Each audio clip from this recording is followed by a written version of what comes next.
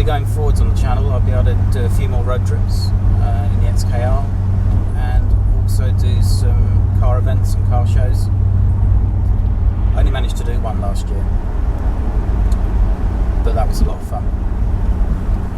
Also, I'm hoping to get to the boat on the south coast. That hasn't been used for a couple of years, so it would be nice if that can be recommissioned. Certainly needs a good wash, so that could be a lot of fun. But most of the content in the foreseeable future is going to be on the XKR, and just to continue the improvement and to increase the length of life that the car's got left in it. The car's currently got around about 76,000 miles on it.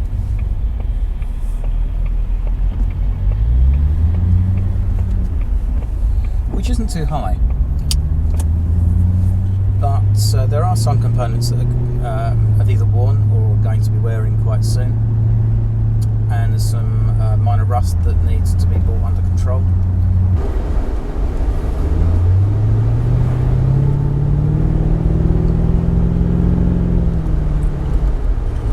So the plan really is to take the front suspension off the remainder of this winter.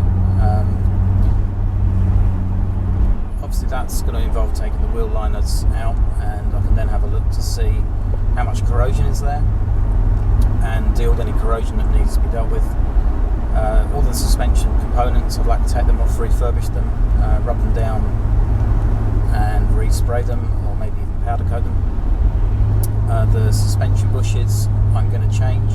There is currently a small rattle coming from the front suspension on bumpy roads. I suspect that's just the anti-roll bar bushes. They're the ones that perhaps wear more than others. But while I put it all apart, I'm thinking about changing all of the bushes, because at some point in time they are going to need to be done, and if I'm going to have the car for a number of years, I might as well do the work once. I'll have to pay for it all once eventually, so it makes a bit of sense. I am actually thinking about exploring the option of going for Polybushes.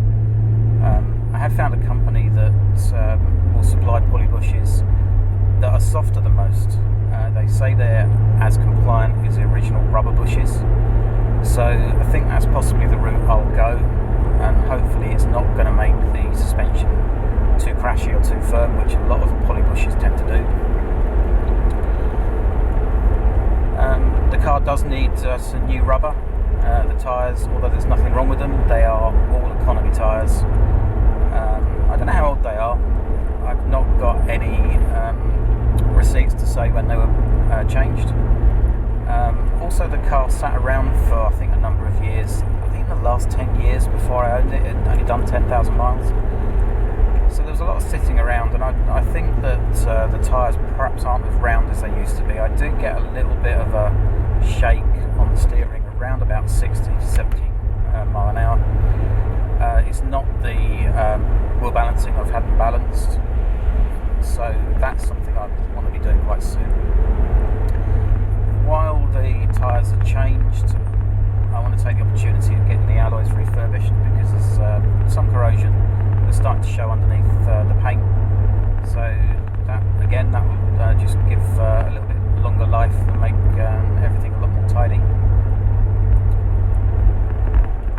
From an upgrades point of view, I want to put some daylight running lights in the headlights. I've bought an aftermarket set of lights, so there'll be some videos on stripping down the headlights and wiring that up.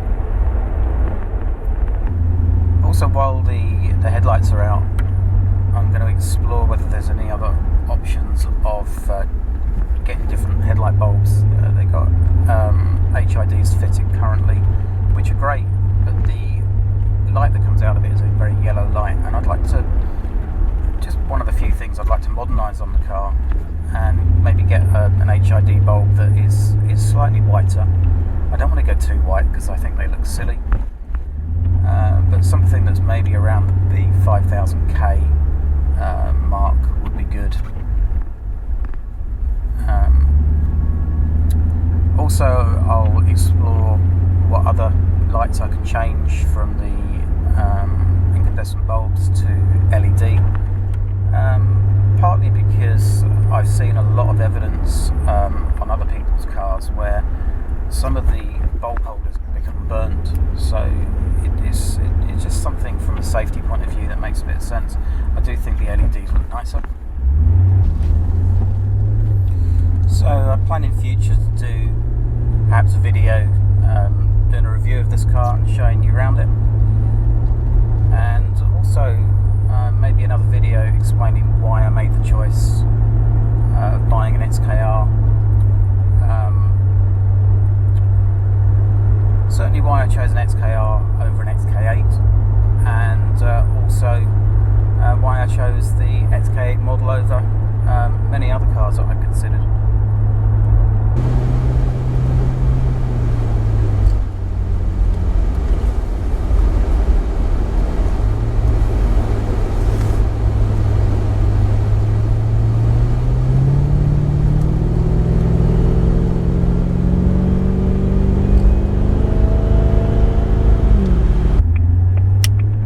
Also, I'm thinking about exploring the possibility of moving the position of the front number plate. I've seen a number of XK8s where people have positioned the number plate just onto the front of the bonnet in a very similar way to the way that the original E-Type had its number plate.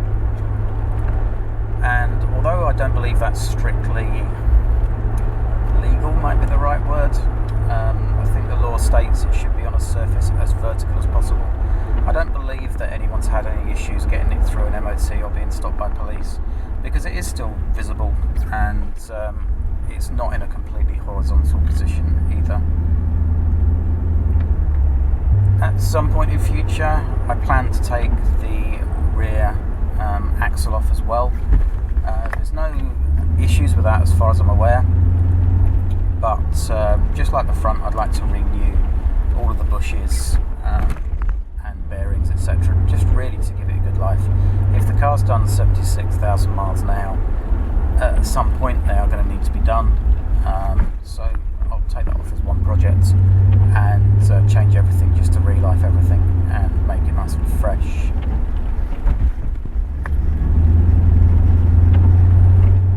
On the interior, there's not too many changes I want to make. I do have an issue with door cards, just like many other people do.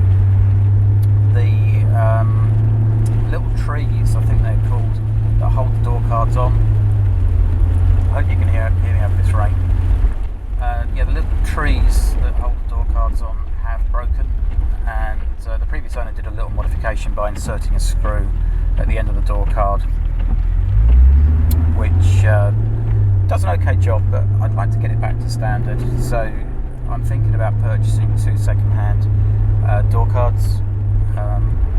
It will improve one thing: the speaker grille on the driver's door is worn. I think where someone's been getting in and out of the car over the years, they rub their foot against it and it's gone through the material, looks a little bit unsightly. And when I've costed up just repairing the door cards, you can sometimes find the clips that hold them on, the little trees, but when you do, they're expensive. So I think that if I can find them, they're going to be about £25 to £30 per door. I can find the speaker grille for about £20. And once I've added all of that up, I'm over halfway towards getting 2 good serviceable door cards, which fixes all the issues. So that seems to make a bit of sense. So I'll be looking at that too. I'd like to explore the possibility of colouring the leather and create a 2-tone effect. I've seen other people do it on other cars, and obviously some of the XK8s came with a 2-tone leather anyway, which I think looked great. I don't necessarily want to copy that, and I don't want anything particularly over the top or unusual, but the solid black interior is, maybe you could call it drab. So perhaps make it a little bit more light and airy. If some of the panels could be a different colour, or perhaps 2-tone. I don't know what colour I want to go for. We'll see. I'll be exploring a couple of issues that I've still got with the car. Sometimes the auto levelling headlights, they just dip all the way down they default to its lowest position, which is way too low. I suspect that is the sensor on the rear axle. Either the wiring is going bad or it's a bad connector. But it is a little bit random, so it's not happening all the time, so it might be hard to diagnose. So two recent issues that I just need to fix are the driver's seat, heated seats has stopped working, and also the power fold on the mirrors has stopped working as well. That seems to coincide when I was foolish enough to leave a window open and part of the inside got flooded. So I suspect that's probably a problem with the electrics. Maybe it blew a fuse when I turned the ignition on for the first time afterwards. I don't know. But that's to be explored. My suspicions are it's probably the switch on the door, because that got wet for the mirror, and it might be the control module underneath the seat as well, which might fix the heated seat issue. Something else I'd like to do, which might be a summer project if I get around to it, but the next issue I want to resolve, as well as the booming on the exhaust. I've actually found the problem